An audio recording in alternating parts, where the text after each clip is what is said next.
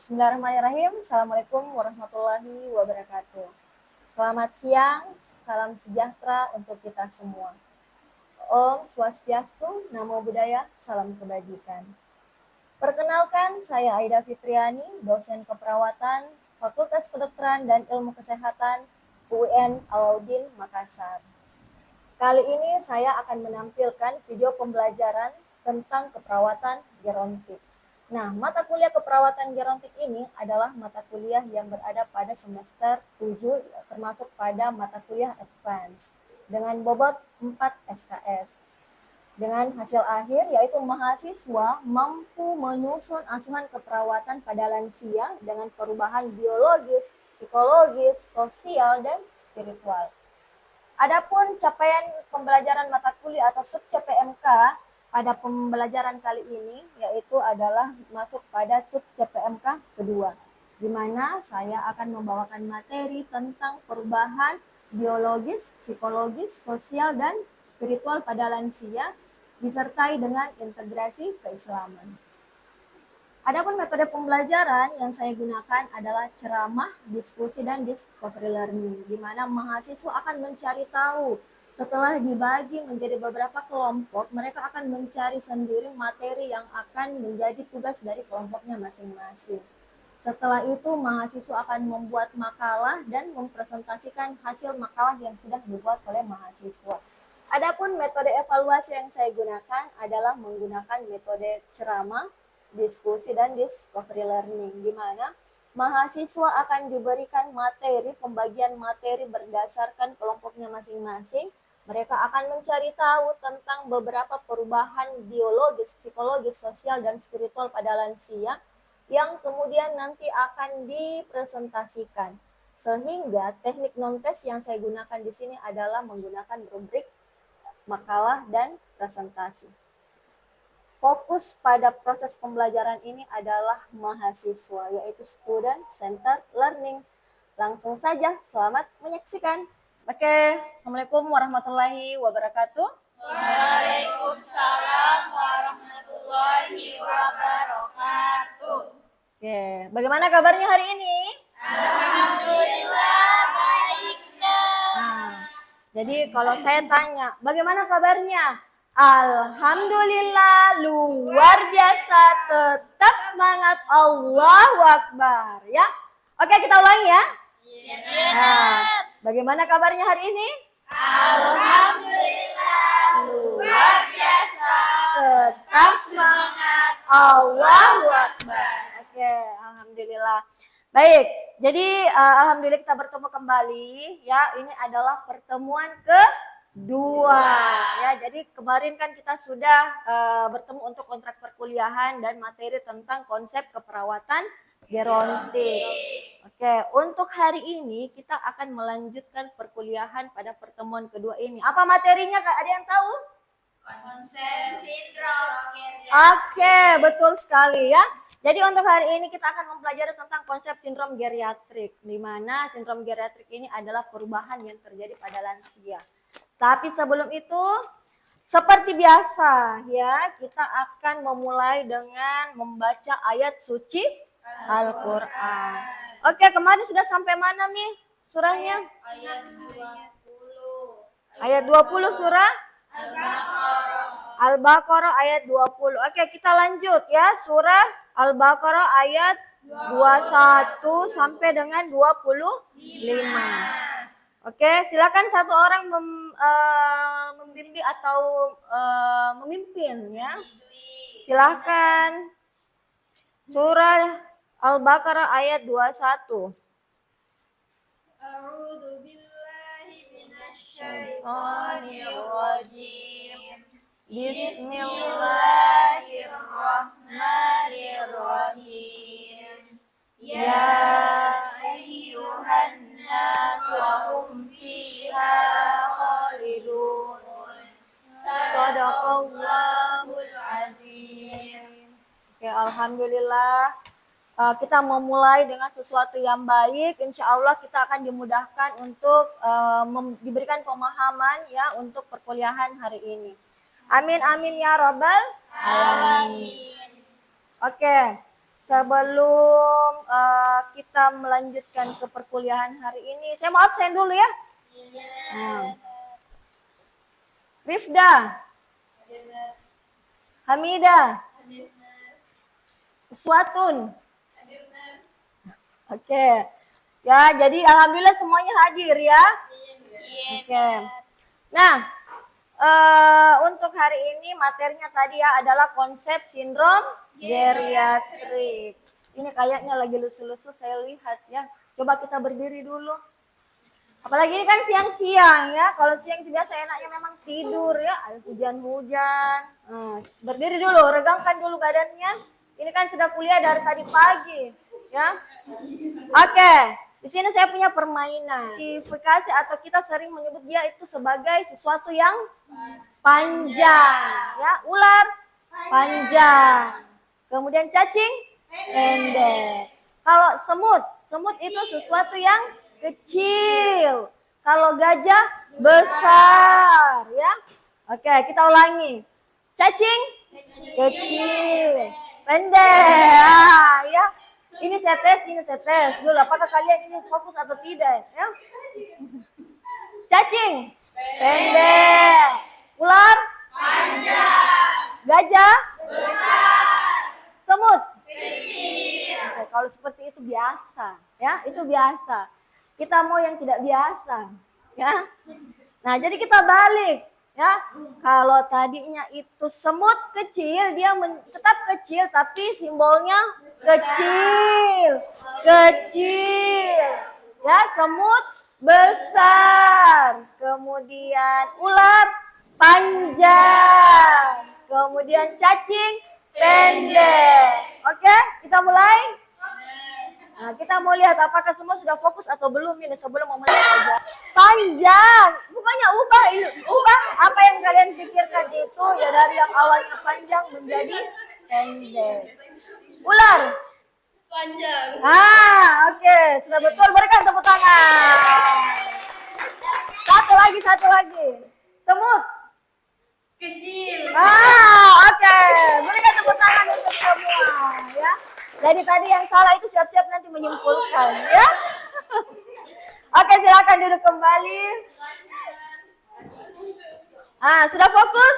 Sudah. Oke, jangan sampai mengantuk ini. Nah, belum mulai materi ya. Oke, untuk materi hari ini adalah tentang konsep sindrom geriatrik. Nah, sindrom geriatrik ini kan pertemuan sebelumnya kalian sudah mempelajari tentang konsep menua ya. Konsep menua. Ada yang tahu apa itu lansia? Coba, ada yang tahu apa itu lansia atau lanjut usia? Ada yang tahu? Oke, silakan. Individu yang usianya di atas dari 60 tahun. Oke, betul sekali. Siapa namanya? Afifah. Oke, Afifah betul ya. Lansia itu adalah seseorang yang usianya lebih dari atau sama dengan 60 tahun. Oke, kemudian itu tadi kategori lansia ya. Kalau umurnya 56 tahun berarti dia masuk lansia atau belum? Belum. Oke. Nah, dia masih dewasa? Dewasa tua atau dewasa akhir. Ya. Nah, jadi untuk pertemuan hari ini adalah masuk pada materi kedua, ya, sub CPMK kedua, yaitu mahasiswa mampu menjelaskan tentang perubahan biologis, psikologis, sosial, dan spiritual pada lansia, disertai dengan integrasi keislaman. Integrasi keislaman dari mana? Al-Quran dan hadis, ataupun bisa juga dari ilmu fikih dan sebagainya ya, yang ada kaitannya dengan Islam. Nah, adapun metode perkuliahan hari ini adalah kita akan ceramah dan diskusi. Jadi silakan adik-adik memperhatikan dan menyimak apa yang saya sampaikan. Kemudian kalau ada yang mau ditanyakan itu boleh mengangkat tangannya untuk bertanya. Kemudian nanti akan ada juga rubrik penilaiannya ya. Silakan adik-adik buka modulnya yang sudah saya share kemarin ya. Di situ sudah ada rubrik penilaiannya. Jadi untuk pertemuan hari ini rubrik penilaiannya itu silahkan diperhatikan untuk pembuatan makalah dan presentasi ya. Oke, sampai di sini ada mau ditanyakan? Belum, masih awal Nars ya. Nah, tujuan dan manfaat pembelajaran hari ini yang pertama itu adalah mahasiswa mampu menjelaskan tentang perubahan yang terjadi pada lansia, yaitu baik itu perubahan biologis, psikologis, sosial, dan spiritual. Inilah yang kita sebut sebagai sindrom geriatrik. Ya.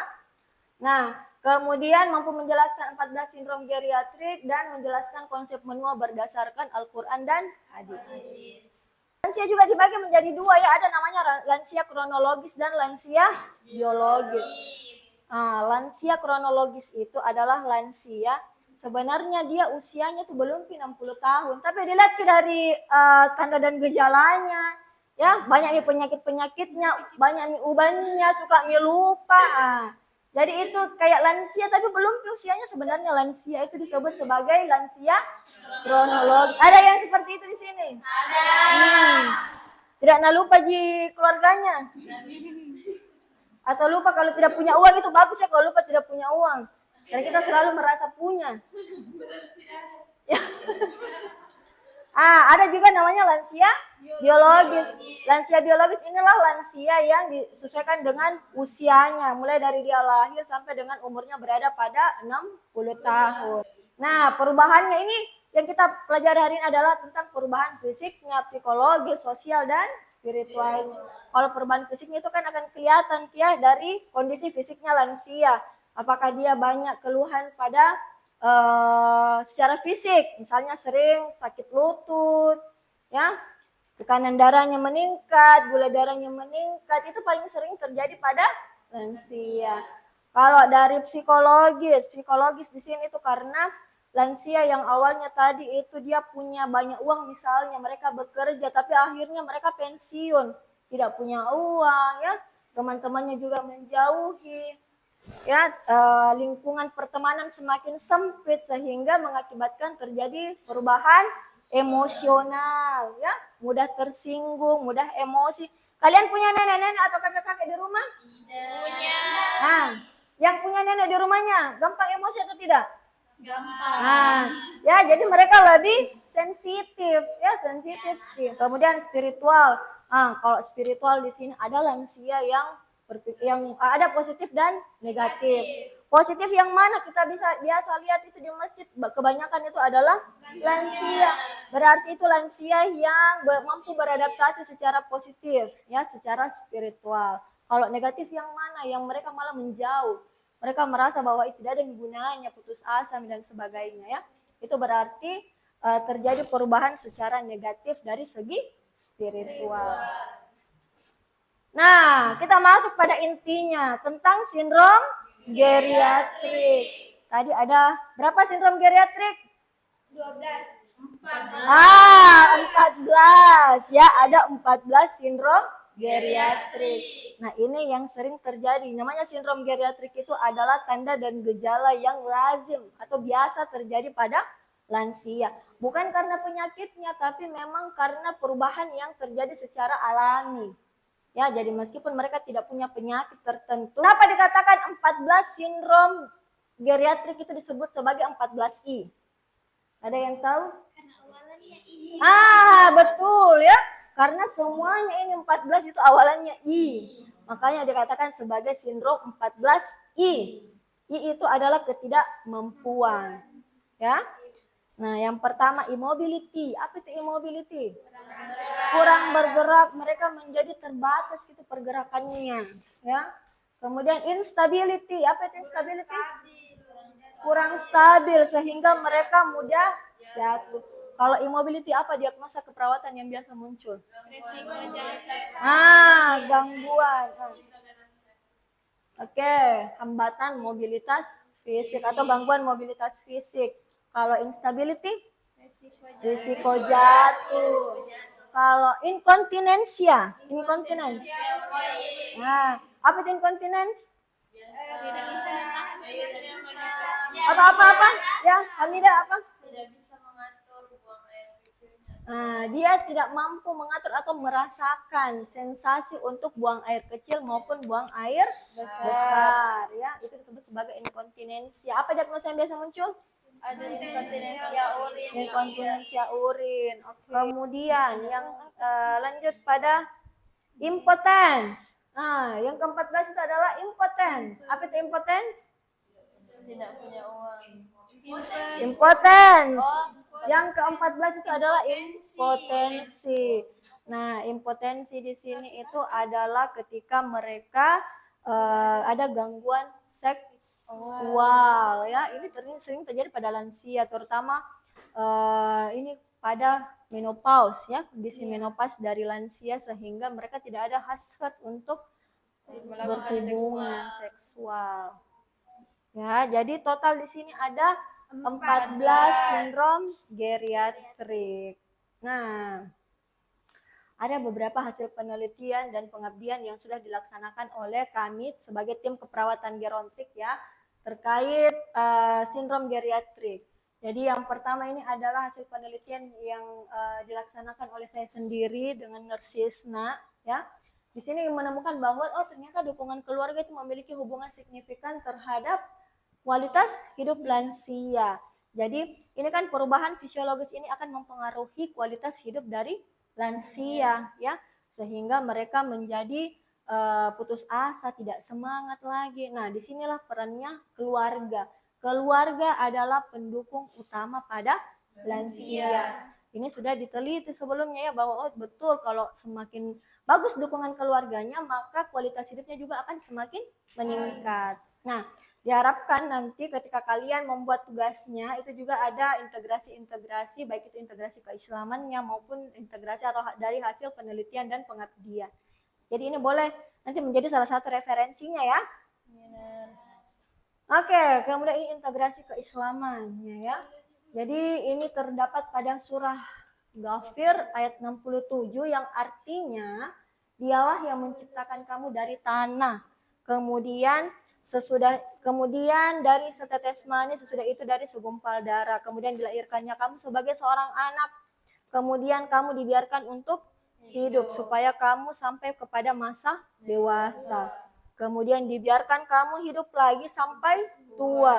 Di antara kamu ada yang diwafatkan sebelum itu. Kami berbuat demikian supaya kamu sampai kepada ajal yang ditentukan dan supaya kamu memahaminya. Jadi dari sini kita bisa melihat bahwa tidak semua manusia yang hidup di dunia ini akan merasakan yang namanya lansia. Setelah lansia tidak ada lagi tahap perkembangan selanjutnya ya, karena lansia itu adalah tahap akhir dari suatu kehidupan. Oke? Nah, ini beberapa referensi yang bisa kalian gunakan sampai pada tugas. Sampai di sini ada yang mau ditanyakan? Silahkan. Ya, silakan Hamida. Tadi kan masih ada 14 sindrom geriatrik. Yang mau saya tanyakan itu, adakah lansia yang tidak ada muncul tanda dan gejala tersebut? Oke. Pertanyaannya Hamida adalah ada enggak ya yang akan ada ketika mereka dikatakan sebagai lansia cepat atau lambat itu mereka akan mengalami yang namanya sindrom geriatrik. Ada yang tidak kelihatan tapi mereka rasakan. Ya misalnya dia sudah sakit mikolojala itu kan salah satu sindrom geriatrik. Dia masuk pada immobility ya. Jadi cepat atau lambat itu mereka akan mengalami sindrom geriatrik ini meskipun tidak semua sindrom mungkin terjadi pada lansia. Ya ada beberapa sindrom tapi minimal itu pasti ada sindrom yang akan mereka alami. Jarang ada lansia yang tidak punya minimal 2 sindrom. Ya, pada lansia. Meskipun ada biasa akan ada lansia yang tidak kelihatan sehat bugar Ji. Tapi ternyata mereka punya keluhan tapi mereka tidak suka mengeluh. Nah, ada lansia yang seperti itu. Ya, yang mampu menerima kondisinya, mampu beradaptasi dengan baik. Oke, ada lagi mau ditanyakan? Oke, bisa ya? Bisa. Ya. Oke, selanjutnya kita akan masuk pada ini sesi penugasannya. Jadi nanti tugasnya itu adalah kalian akan dibuat menjadi 2 kelompok saja ya, 2 kelompok. Kemudian nanti akan membuat makalah serta medianya itu dalam bentuk poster. Nanti ini akan dipresentasikan. Nah, kalau pembagian kelompoknya saya serahkan ke ketua tingkatnya, silahkan dibagi secara adil. Ya, Yang rajin jangan digabung dengan yang rajin juga sama-sama temannya ya, tapi dibagi secara adil. Ya, jangan lupa saling menghargai, saling menghormati dengan sesama anggota kelompok ya. Jangan ada saling cemburu-cemburu, makanya semua harus aktif ya. Oke, jadi tugasnya itu adalah membuat makalah tentang immobility untuk kelompok 1 dan instability untuk kelompok 2. Oke, ini ada formatnya ya, pembuatan makalah. Jadi silakan diperhatikan formatnya, konsep apa yang harus ada. Kemudian di sini ada konsepnya, tanda dan gejala, konsep menua, dan apa aja unsur keperawatan yang bisa muncul. Kemudian batas pengumpulan makalahnya ini adalah hari ini tanggal 4, berarti kami berikan waktu besok malam sampai jam 23.59 ya. Dan akan dipresentasikan tanggal 6 November. Sebelum kita akhiri, saya mau evaluasi satu-satu dulu. Ya. Sindrom geriatrik, tentang sindrom impairment of vision, gangguan apa? Sensori, gangguan sensori seperti penglihatan, impairment of hearing, gangguan pendengaran, immobility, sulit bergerak. Nah, sulit bergerak. Impairment, intellectual impairment. Gangguan pada intelektual. Oke, berikan tepuk tangan untuk semuanya. Ya, luar biasa. Meskipun siang-siang begini, hujan-hujan, enak tidur ya, tapi semua bisa tetap fokus. Oke, saya kira cukup untuk hari ini. Ya, silakan dilanjutkan dengan pengerjaan tugasnya. Ya, jadi jangan lupa tugas dikumpul besok jam 23.59. Oke, saya kira itu kita cukupkan sampai di sini ya. Silakan berbagi tugas di kelompoknya masing-masing. Saya minta ketua tingkatnya untuk membagi kelompok secara adil ya. Oke, sekian. Wabillahi taufiq wal hidayah. Wassalamualaikum warahmatullahi wabarakatuh. Waalaikumsalam warahmatullahi wabarakatuh. Terima kasih, Nas. Sama-sama.